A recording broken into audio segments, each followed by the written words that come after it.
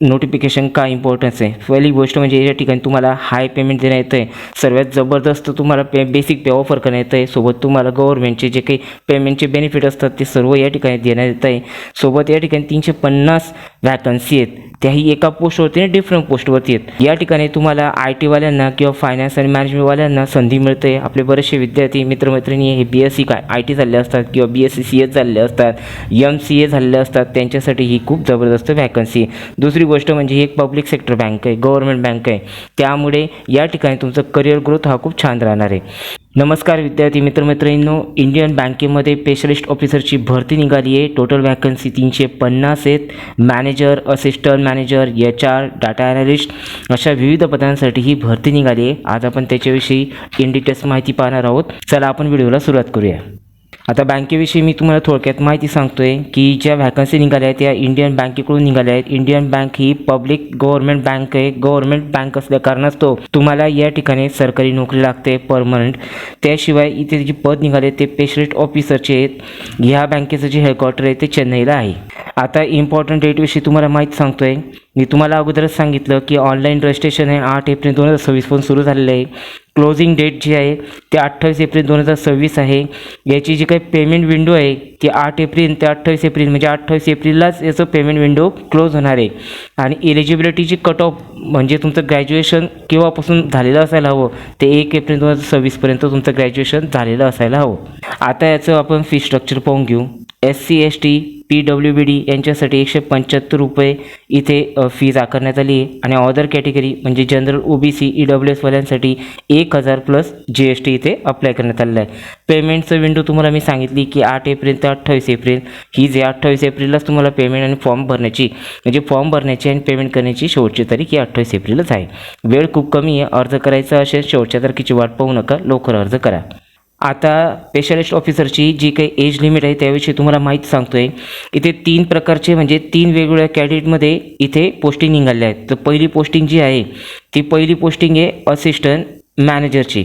आता या ठिकाणी जे स्केल 1चं असिस्टंट मॅनेजरची पोस्टिंग निघाली तर इथे 22 ते 32 ते 34 वर्षापर्यंत हे साधत आहे.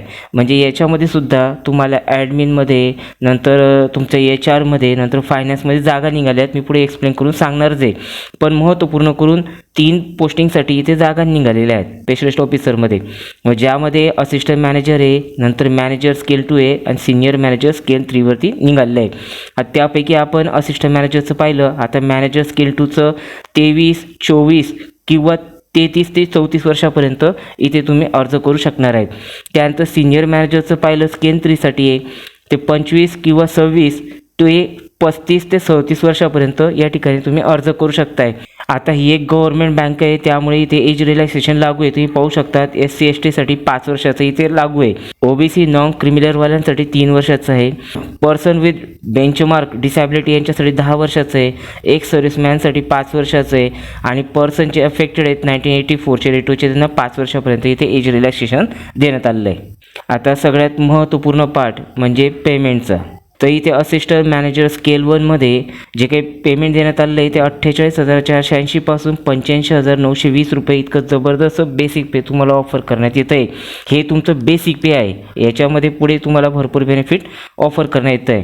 नंतर स्केल 2मध्ये मॅनेजरमध्ये जर पाहिलं आपण तर त्या ठिकाणी तुम्हाला 93,960 रुपये इतकं जबरदस्त पेमेंट या ठिकाणी तुम्हाला ऑफर करण्यात येतं आहे. नंतर स्केल 3मध्ये सिनियर मॅनेजरच्या ठिकाणी 85,920 पासून 1,05,280 पर्यंत इतकं जबरदस्त इथे पेमेंट तुम्हाला ऑफर करण्यात येतं आहे.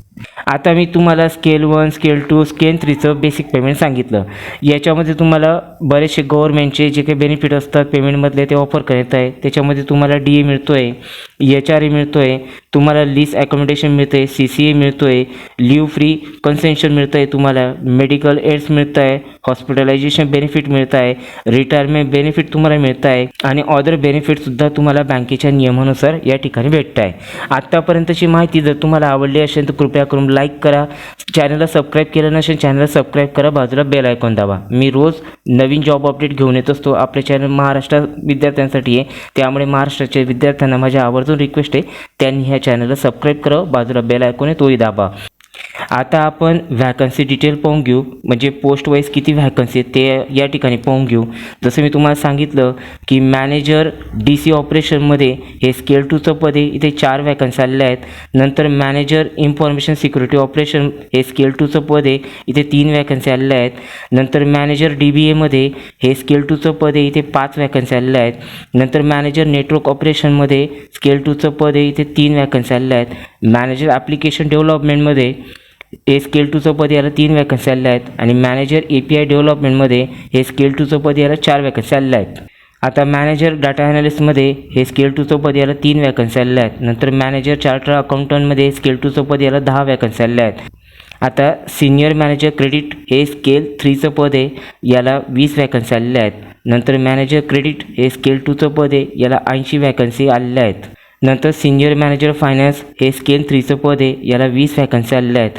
तर मॅनेजर फायनान्समध्ये हे स्केल 2चं पद आहे, याला 80 व्हॅकन्सी आलेल्या आहेत. नंतर सिनियर मॅनेजर फायनान्शियल ॲनालिटिक्समध्ये हे स्केल 3चं पद आहे, याला 10 व्हॅकन्सी आलेल्या आहेत.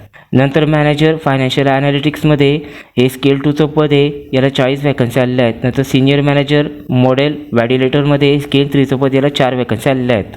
नंतर सिनियर मॅनेजर IT रिस्क मॅनेजमेंटमध्ये हे स्केल 3चं पद आहे, याला 1 व्हॅकन्सी आलेलं आहे. नंतर सिनियर मॅनेजर डाटा ॲनालिस्टमध्ये स्केल 3चं पद याला 2 व्हॅकन्सी आलेल्या आहेत. तर सिनियर मॅनेजर रिस्क मॅनेजमेंटमध्ये स्केल 3चं पद याला 6 व्हॅकन्सी आलेल्या आहेत. आता सिनियर मॅनेजर क्लायमेट रिस्कमध्ये हे स्केल 3चं पद आहे, याला 2 व्हॅकन्सी आलेल्या आहेत. नंतर सिनियर मॅनेजर फॉरेक्स डीलरमध्ये हे स्केल 3चं पद आहे, याला 4 व्हॅकन्सी आलेल्या आहेत. Senior manager forex dealer cross करन्सीमध्ये हे स्केल 3चं पद याला 1 व्हॅकन्सी आलेलं आहे. नंतर सिनियर मॅनेजर डोमेस्टिक डीलरमध्ये रुपीज ड्रायव्हिटीमध्ये हे स्केल 3चं पद याला 1 व्हॅकन्सी आलेलं आहे. तर सिनियर मॅनेजर डोमेस्टिक डीलरमध्ये इक्विटी आणि MHSमध्ये हे स्केल 3चं पद याला 1 व्हॅकन्सी आलेली आहे. नंतर सिनियर मॅनेजर डोमेस्टिक डीलर NSLRमध्ये हे स्केल 3चं पद याला 1 व्हॅकन्सी आलेली आहे. तर सिनियर मॅनेजर डोमेस्टिक डीलर SLRमध्ये हे स्केल 3चं पद याला 2 व्हॅकन्सी आलेलं आहे. तर मॅनेजमेंट वेल्थ मॅनेजमेंटमध्ये हे स्केल 2चं पद याला 5 व्हॅकन्सी आलेल्या आहेत. नंतर मॅनेजमेंट परत वेल्थ मॅनेजमेंटमध्ये हे स्केल 2चं पद याला 5 व्हॅकन्सी आलेल्या आहेत. नंतर मॅनेजर HRमध्ये हे स्केल 2चं पद याला 10 व्हॅकन्सी आलेल्या आहेत. नंतर मॅनेजर मार्केटिंगमध्ये हे स्केल 2चं पद आहे, याला 10 व्हॅकन्सी आलेल्या आहेत. नंतर असिस्टंट मॅनेजर सिक्युरिटीमध्ये हे स्केल 1चं पद आहे, याला 10 व्हॅकन्सी आलेल्या आहेत. नंतर असिस्टंट मॅनेजर सिव्हिल इंजिनिअरिंगमध्ये हे स्केल 1चं पद याला 4 व्हॅकन्सी आलेल्या आहेत. आणि असिस्टंट मॅनेजर आर्किटेक्टमध्ये हे एक स्केल 1चं पद आहे, याला 1 व्हॅकन्सी आलेलं आहे. अशा तब्बल 31 पदांसाठी इथे भरती निघाली आहे. खूप जबरदस्त भरती आहे. महाराष्ट्राच्या मुलांसाठी विद्यार्थींसाठी खूप जबरदस्त भरती आहे. आता सगळ्यात महत्त्वपूर्ण पार्ट म्हणजे एलिजिबिलिटी. हा पार्ट तुम्ही मिस करू नका, कारण की 31 जागांसाठी भरती निघाली आहे. स्केल 1, स्केल 2, स्केल 3ची इथे व्हेरियस पोस्टिंग निघालेल्या आहेत. त्याच्यामुळे यांचं डिफरंट क्वालिफिकेशन आहे. मी तुम्हाला प्रत्येकाचं क्वालिफिकेशन सांगतो आहे, लक्ष देऊन ऐका. आता याच्यामध्ये मॅनेजर निघाला आहे DC ऑपरेशनमध्ये. मग त्या ठिकाणी तुम्हाला BTech, PG in CS, IT electronic और NIELT B लेवल किंवा VMware किंवा AIX किंवा RHEL किंवा Oracle लिनक्स आणि 3 इयर एक्सपिरियन्स म्हणजे तुमचं BTech झालेलं असायला हवं किंवा तुमचं पोस्ट ग्रॅज्युएशन झालेलं असायला हवं. CS, IT आणि इलेक्ट्रॉनिकमध्ये सोबत तुम्हाला NIELT B लेवलचं सर्टिफिकेट तुमच्याकडे असणं गरजेचं आहे. किंवा ही VMware किंवा AIX किंवा RHEL किंवा Oracle लिनक्स याचं सर्टिफिकेशन असणं गरजेचं आहे. सोबत तुम्हाला 3 वर्षाचा अनुभव या ठिकाणी गरजेचा आहे.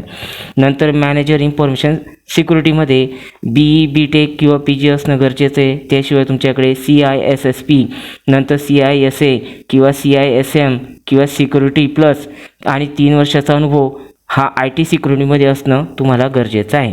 त्यानंतर मॅनेजर DBA. आता मॅनेजर DBAमध्ये तुम्हाला BTech किंवा पोस्ट ग्रॅज्युएशन आणि OCA हे सर्टिफिकेट असणं गरजेचं आहे. सोबत तुम्हाला 3 वर्षाचा DB मॅनेजमेंटचा अनुभव असणं या ठिकाणी गरजेचं आहे. आता पुढचं जे पद आहे ते मॅनेजर नेटवर्क ऑपरेशनमध्ये. या ठिकाणी तुम्हाला BTech और PG असणं गरजेचं आहे. शिवाय तुमच्याकडे CCNA हे सर्टिफिकेट असणं गरजेचं आहे. सोबत तुम्हाला नेटवर्किंगचा 3 वर्षाचा अनुभव असणं गरजेचं आहे.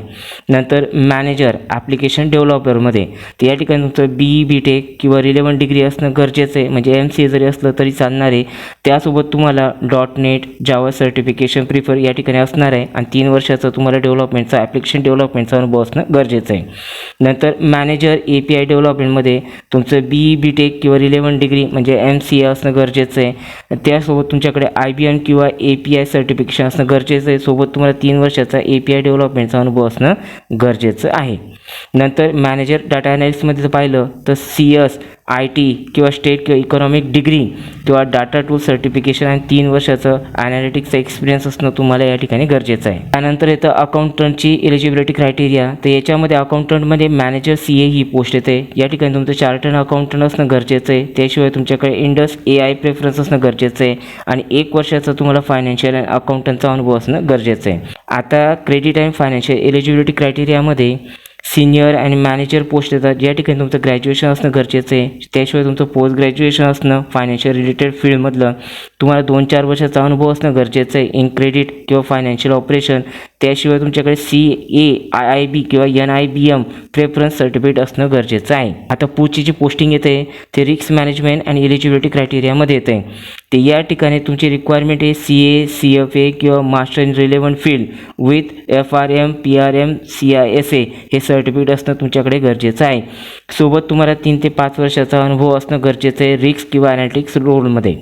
आता त्यानंतरची पोस्टिंग येते ती फॉरेक्स अँड ट्रेजरी एलिजिबिलिटी क्रायटेरियामध्ये. तर या ठिकाणी तुमचं ग्रॅज्युएट असणं गरजेचं आहे विथ 3 इयर तुम्हाला फॉरेक्सचा अनुभव असणं गरजेचं आहे आणि डेरिव्हेटिव्ह किंवा इक्विटी किंवा ट्रेजरी ऑपरेशनमध्ये तुम्हाला 3 वर्षाचा अनुभव गरजेचा आहे. सोबत जे प्रेफरन्स याला दिला जाणार आहे तो MBA FRA किंवा CFA याला प्रेफरन्स या पोस्टिंगसाठी दिला जाणार आहे. आता पुढची जी पोस्टिंग येते ती HRची येते. तर या ठिकाणी तुमचं ग्रॅज्युएशन प्लस तुमचं पोस्ट ग्रॅज्युएशन झालेलं असायला हवं HRमध्ये किंवा IR किंवा सोशल नेटवर्कमध्ये आणि 2 वर्षाचा तुम्हाला HRचा अनुभव असणं गरजेचं आहे. त्यानंतरची पोस्टिंग येते ती मार्केटिंग एलिजिबिलिटी क्रायटेरियामध्ये येते. या ठिकाणी तुमचं ग्रॅज्युएशन असणं गरजेचं आहे. सोबत तुमचं MBA किंवा post graduation diploma in marketing किंवा डिजिटल मार्केटिंगचं सर्टिफिकेट असणं गरजेचं आहे आणि तुमच्याकडे 3 वर्षाचा अनुभव असणं गरजेचं आहे. त्यानंतर पोस्टिंग येते सिक्युरिटी एलिजिबिलिटी क्रायटेरिया. तर या ठिकाणी तुमचं graduation with basic computer knowledge असणं गरजेचं आहे. 5 वर्षाचा तुम्हाला डिफेन्स किंवा पोलीस बॅकग्राऊंडचा अनुभव असणं या ठिकाणी गरजेचं आहे. विद्यार्थी मित्रमैत्रिणींनो, तुम्हाला हा व्हिडिओ आवडला असेल तर चॅनलला सबस्क्राईब करा. बाजूला बेल आयकॉन आहे तो दाबा. व्हिडिओ लाईक केलं नसेल तर लाईक करा आणि खास करून व्हिडिओवरती कमेंट्स करा. तुम्हाला कोणता प्रश्न किंवा कोणता पाठ समजला नसेल तर आणि तुमचं शिक्षण कमेंट्समध्ये टाका. तुम्ही कोणत्या जिल्ह्यामधून हा व्हिडिओ पाहताय ते सुद्धा टाका. आपण भेटूया पुढच्या जबरदस्त व्हिडिओसोबत. तोपर्यंत जय हिंद, जय महाराष्ट्र.